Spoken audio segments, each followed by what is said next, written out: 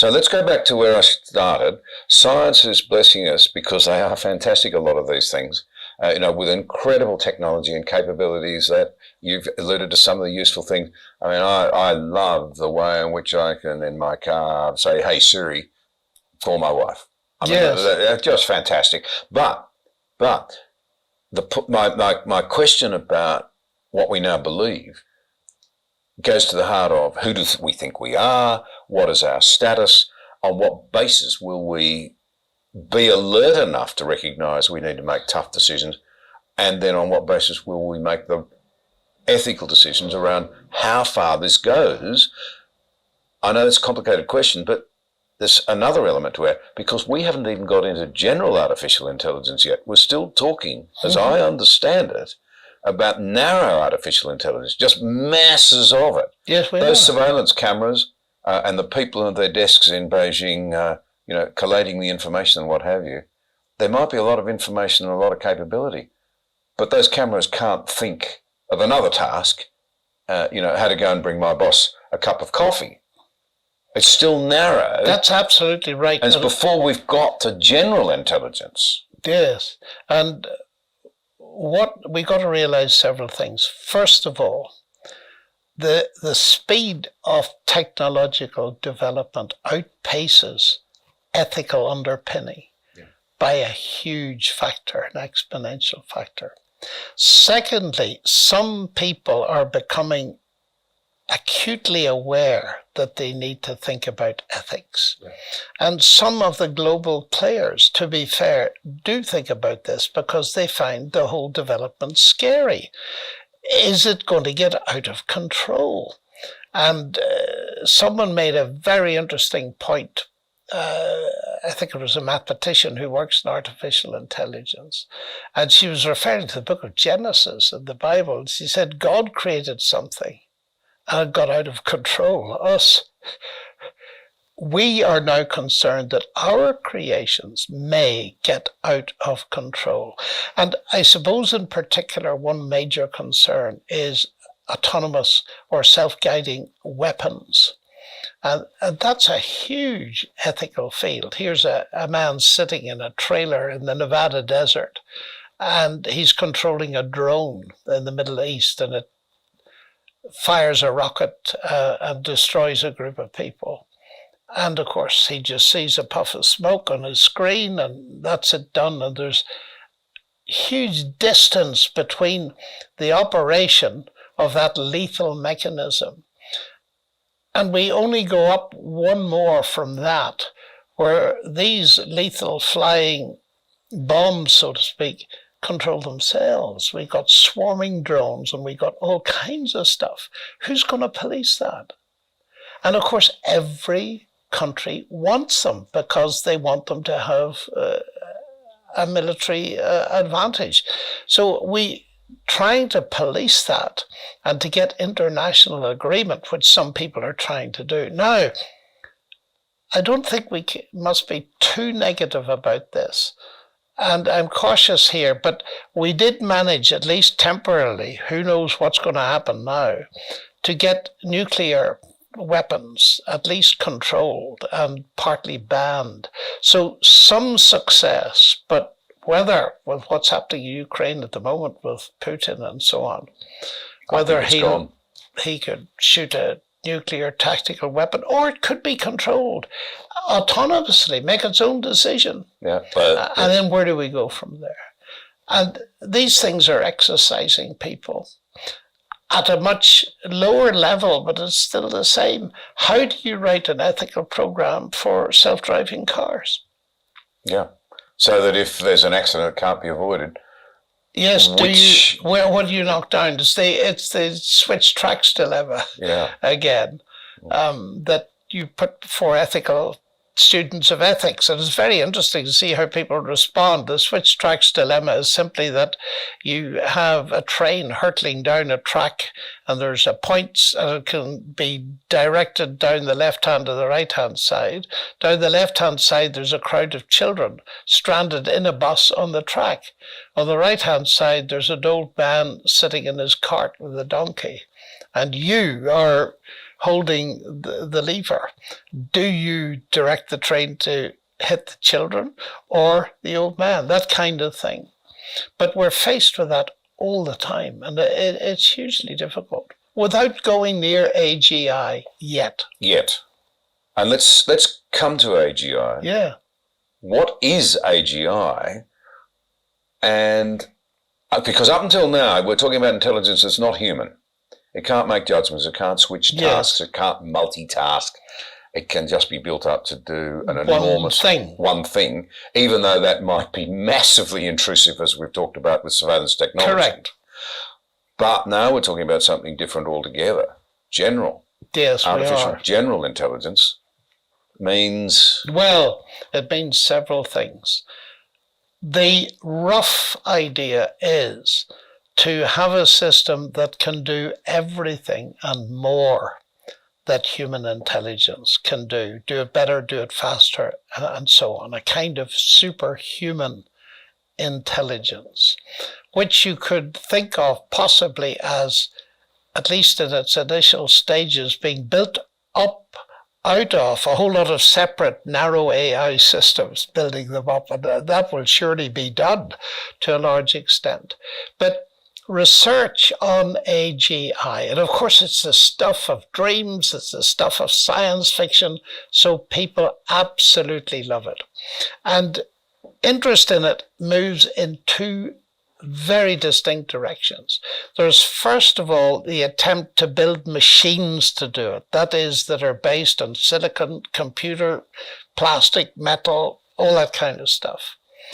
And then there is the idea of taking existing human beings and enhancing them with bioengineering, drugs, all that kind of thing, even incorporating various aspects of technology so that you're making a cyborg, a cybernetic organism, a combination of biology and technology to move into the future so that we move beyond the human.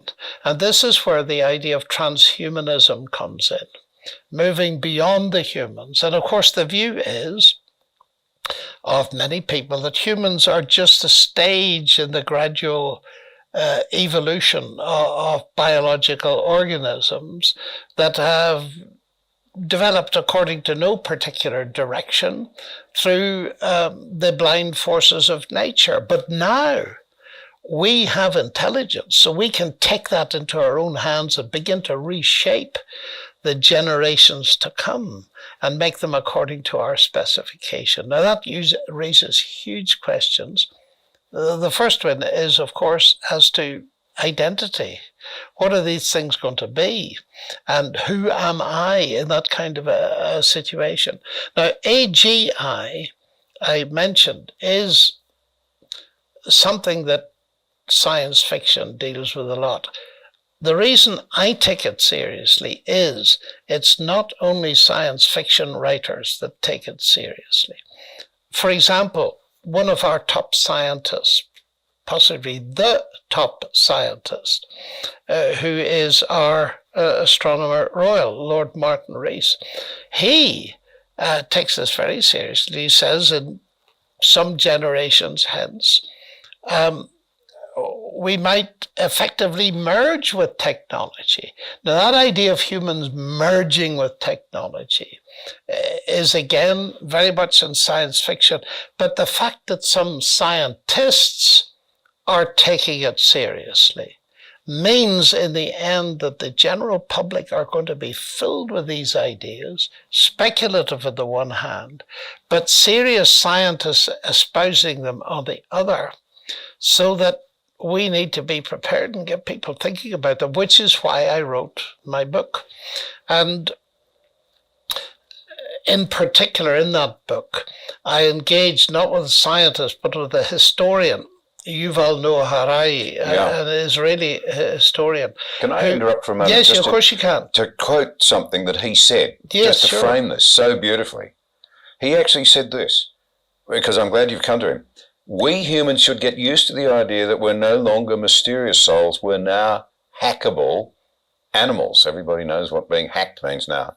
And once you can hack something, you can usually also engineer it. I just put that in for our listeners as you go on with your interactions with this man.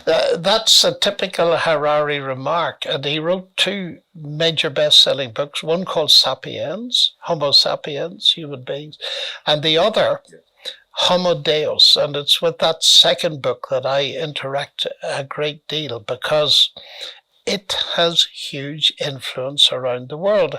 And what he's talking about in that book is re-engineering human beings and producing Homo Deus, spelt with a small d. He says, think of Greek gods, turning humans into gods, something way beyond their current capacities and so on. Now, I'm very interested in that.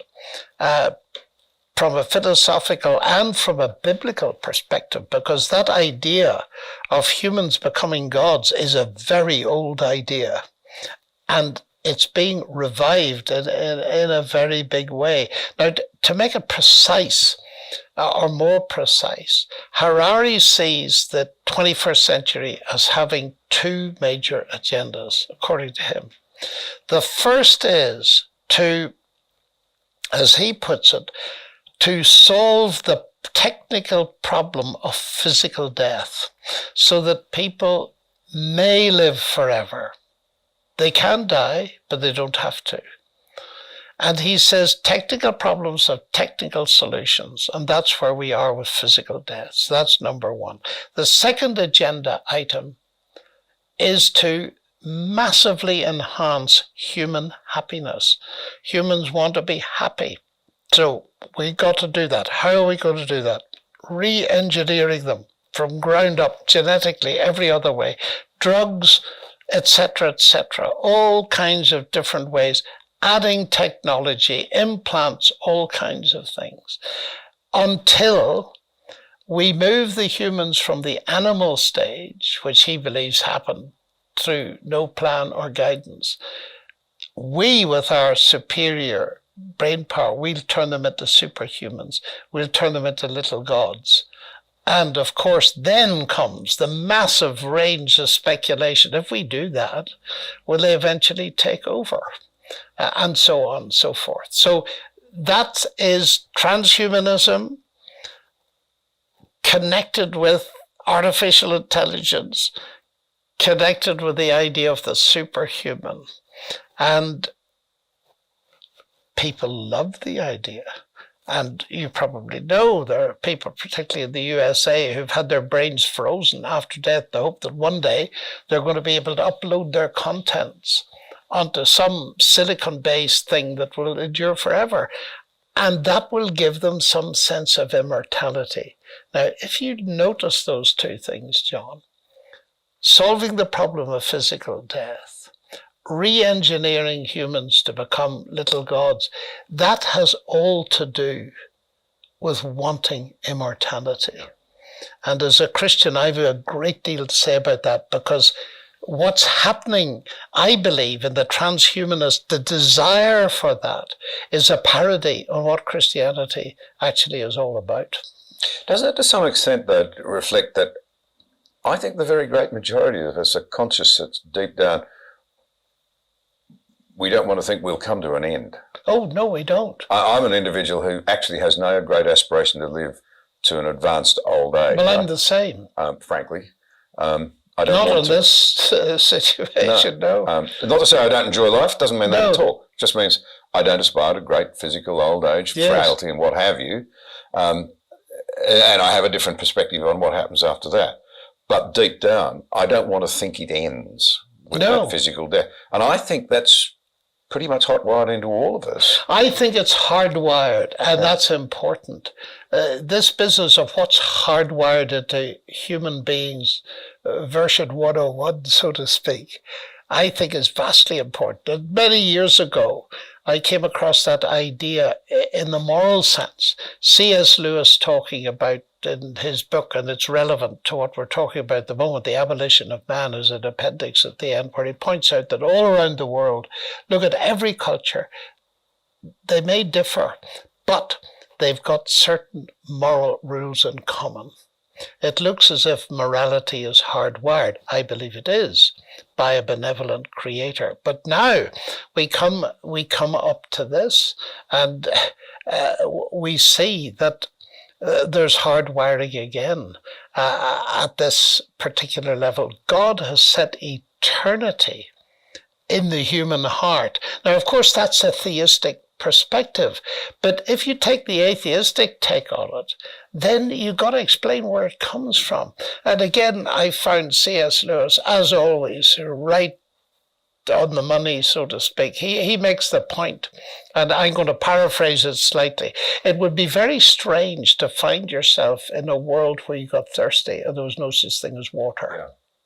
Now, I think that's a very powerful thing, that longing, and C.S. Lewis has written a great deal about it, brilliant essay called The Weight of Glory. That longing for another world implies, and these are not his words, but they're his sentiments, that we were actually made for another world.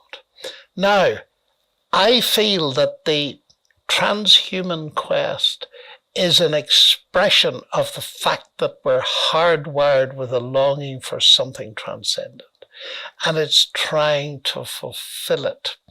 And I have reasons for thinking it won't do that, but you may want to ask about that later. Well, I think we're probably coming into land. The thing that I wanted to explore with you for a moment is that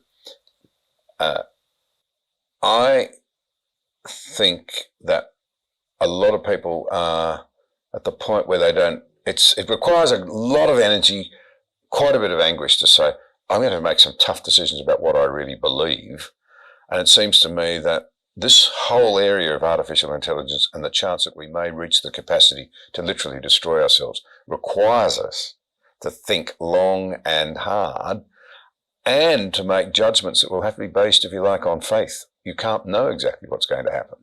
So you see, if you want to say, well, it requires a lot of faith to believe in, to think through whether I believe in a God, I would have thought this whole area presents just as great a challenge. Who am I? How am I going to work this out? Do I put some ethical framework down? Or do I just sit in the pot and let the water boil, gradually boil until it's too late? Yes. I think this is a very important issue we've come to. There's such confusion in the world about what faith is.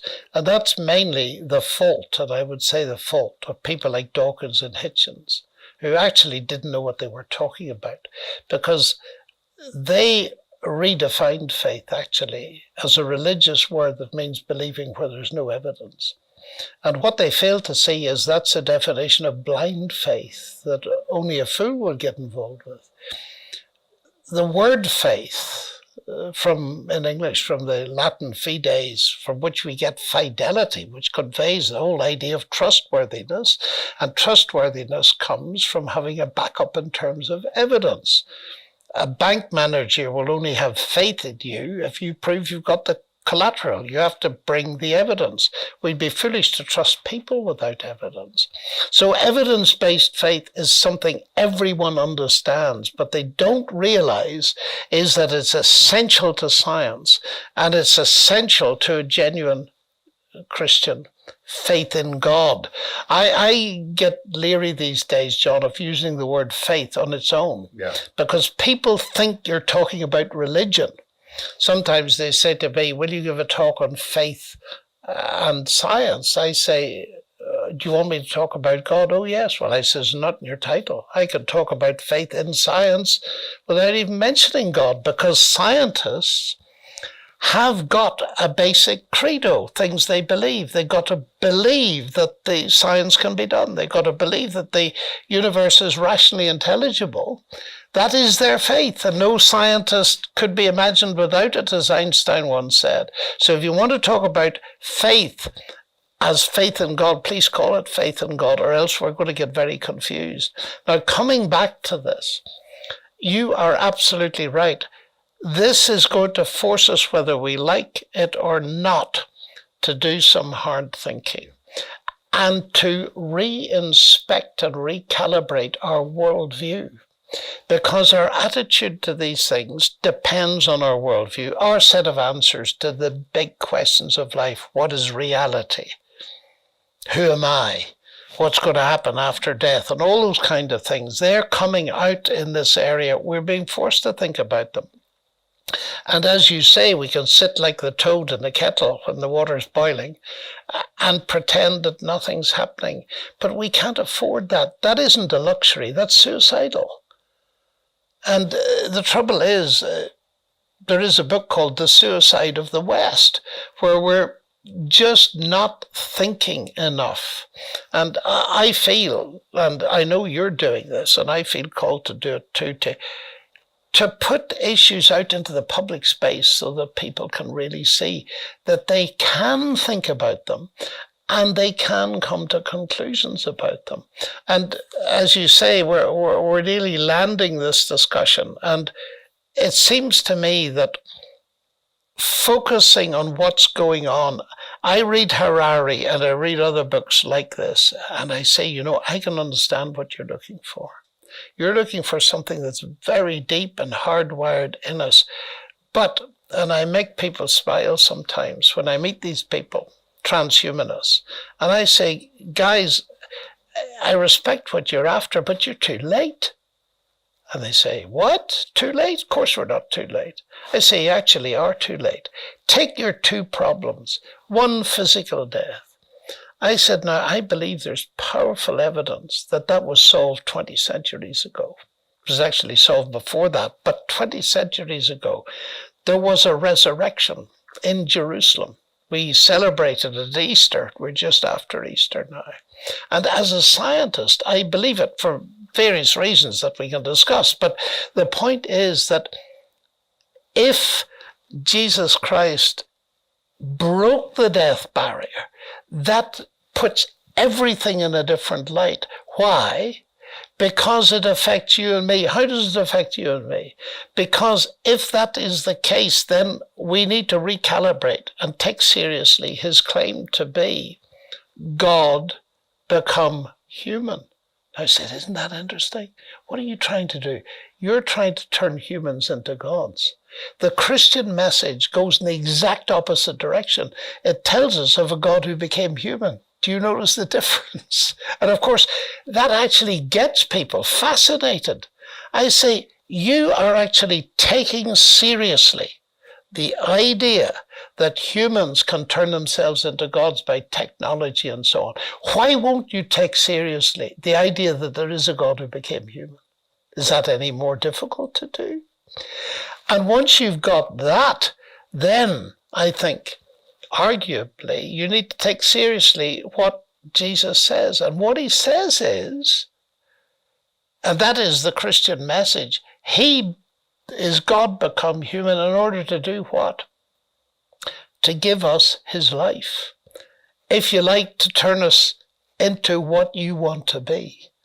Because the amazing thing about this is that the central message of the Christian faith to you and me is the answer to the transhumanist dream. One, Christ promises eternal life. That is life that will never cease. And it begins now, not in some mystical, transhuman, uncertain future, but right now. Secondly, because he rose from the dead, he promises that we will one day be raised from the dead to live with him in another transcendent realm that's perhaps even more real, probably more real, is more real than this one. And that's going to be the biggest uploading ever, you see. So your hope for the future of humanity, changing human beings into something more desirable, living forever and happier, all of that is offered. But the difference between the two is radical, because firstly, your idea is using human intelligence to turn humans into gods, bypassing the problem of moral evil. You're never going to do it. No utopia has ever been built. And of course, you're not thinking straight, because there have been attempts to re-engineer humanity. Crude, of course. The Nazi program of eugenics, the Soviet attempts to make a new man. And what did they lead to? Rivers of blood. 20th century being the bloodiest century in history. mind you, what's happening now might make this a very bloody century. But what I'm saying, John, is that I believe even more strongly than ever that we've got, as Christians, a brilliant answer and a message to speak into this that crosses all the boxes, but it means facing moral reality, which is exactly at the heart of the scariness with which some people approach these issues.